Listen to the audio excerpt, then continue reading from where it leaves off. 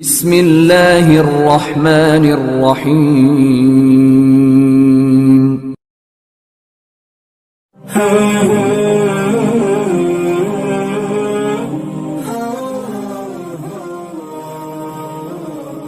اعوذ باللہ من الشیطان الرجیم، بسم اللہ الرحمن الرحیم۔ عقیدے کے بعد آپ نے سوال کیا، یہ تقلید کا موضوع ہے۔ بہرحال یہ تقلید لفظ بھی ایسا ہے کہ آج اس کا کے بارے میں اختلافات اور یہ ساری، البتہ یہ اختلاف زبانی کلامی ہے، یہ تقلید والا۔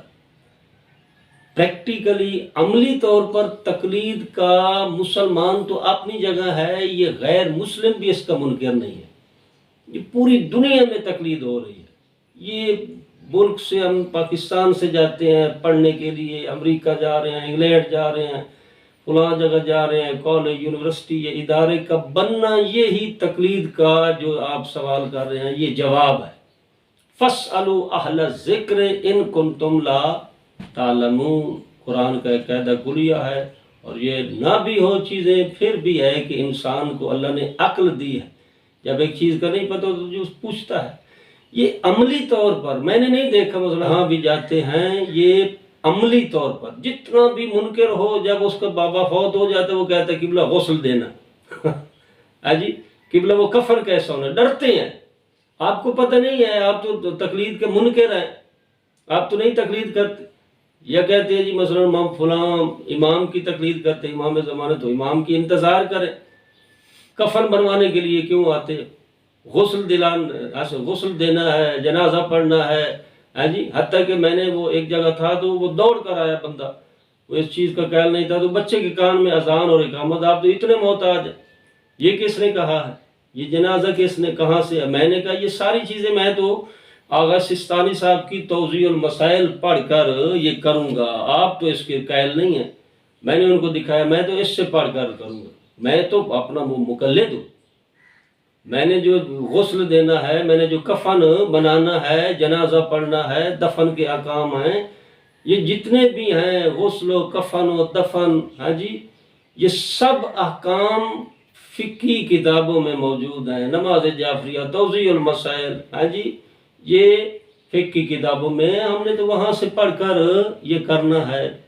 اب یہ تو میں خود تقلید کرتا ہوں، لہٰذا یہ پریکٹیکلی عملی طور پر تقلید ایک لفظ بھی ایسا ہو گیا ہے کہ یہ مقلدین میں سے ہے، یہ غیر ہے، حالانکہ سب مقلد۔ بنیادی طور پر کوئی تقلید واجب نہیں ہے۔ یہ تقلید واجب کب ہوتی ہے کہ جب خود انسان قرآن اور سنت کے مطابق اپنے فرائض کو نہیں سمجھتا، نہیں پڑھ سکتا قرآن، نہیں سمجھ سکتا دین اسلام، نہیں احکامات کو سمجھ سکتا، پھر یہ ہماری مجبوری ہے کہ ہم ایسے فقیہ جس کی جامع الشرائط مجتہد کی تقلید کریں کہ اس کے بتائے ہوئے، اور وہ بھی جیب سے نہیں نکالتا مسائل، وہ بھی قرآن اور سنت سے استنباط کرتا ہے۔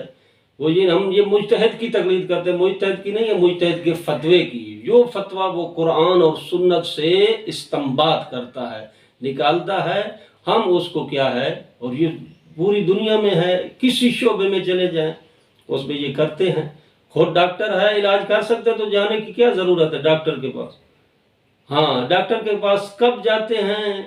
جب ہم مجبور ہوتے ہیں کہ اب علاج کروانا ہے، مجھے تو پتہ نہیں ہے، میں تو پیناڈال کی گولی نہیں لے سکتا اپنی مرضی سے، ہاں جی، تو پھر جاتے ہیں ڈاکٹر کے پاس۔ یہ تقلید ہماری ضرورت ہے، ہم اہل علم کے پاس جائیں، یہ قاعدہ کلیہ ہے، یہ عقل کہتی ہے کہ جس چیز کا علم نہیں ہے آپ جائیں اس سے پوچھیں جس کو اس چیز کا علم ہے۔ اور یہ تقلید عام نہیں ہے، اس کی یہ نہیں ہے کہ فقط اس کے پاس علم ہو۔ تقلید کے لیے بیٹے علی رضا بھائی جان، تقلید کے لیے جس کی ہم نے تقلید کرنی ہے وہ جامع الشرائط مجتہد ہو، 7 شرطیں ہیں، وہ انشاءاللہ بعد میں بتائیں گے۔ لہٰذا تقلید ہماری ضرورت ہے کہ دین احکامات کو سمجھنے کے لیے، عمل کرنے کے لیے اولاً انسان مجتہد ہو، احتیاط پر عمل کرتا ہو، یعنی اتنا عالم ہو کہ تمام فقہا کے جو رسالہ عملیہ جو مسائل انہوں نے بیان کیے جانتا ہو، ان میں سے مشکل پر وہ کیا ہے عمل کرے گا. مشکل کیا ہے؟ چند احکامات میں مجتہدین کا آگے. یہ بھی ایک مسئلہ ہے کہ پھر اختلاف کیوں ہے. اب اختلاف اس لیے ہے کہ یہ اختلاف مجتہدین کا نہیں ہے، یہ روایات میں اختلاف ہوتا ہے. روایات آتی ہے، ایک ہے معصوم سے کہ کہتی ہے یہ مثلا واجب ہے، دوسری ہے کہ جو ہمیں وہ راوی روایت کرتا ہے ایک ہی چیز ہے، کہتا ہے واجب ہے مستحب ہے، تو پھر یہاں استنباط کرتا ہے اپنا کیا ہے فقیہ جو ہے کہ کس کو قبول کرتا ہے کس کو نہیں کرتا. مجتہدین کے درمیان اختلاف نہیں، یہ اختلاف روایات میں ہوتا ہے. سند کے بارے میں تحقیق ہوتی ہے، پتہ نہیں کتنی قسمیں ہیں، میں نے تو پڑھی ہیں کہ 70 سے زیادہ قسمیں حدیث کی ہیں. ہے جی اپنا کیا ہے حدیث حسن ہے، صحیح ہے، اپنا کیا ہے مرسل ہے، یہ اس کی کافی ساری آگے اقسام ہیں. خبر واحد ہے، ہاں جی اپنا کیا ہے متواتر ہے، یہ کافی ساری انشاءاللہ بعد میں اس پر کریں گے کہ کیوں اختلاف ہوتا ہے. اور یہ اختلاف جو ہے یہ ظاہر ہے کہ جب معصوم مسئلہ بتاتا ہے تو وہ لوح محفوظ پر جو مسئلہ ہوتا ہے وہ علم لدنی کے ساتھ بتاتا ہے. معصوم کے لیے نہیں احتیاط نہیں ہے، یہ چیزیں نہیں ہیں.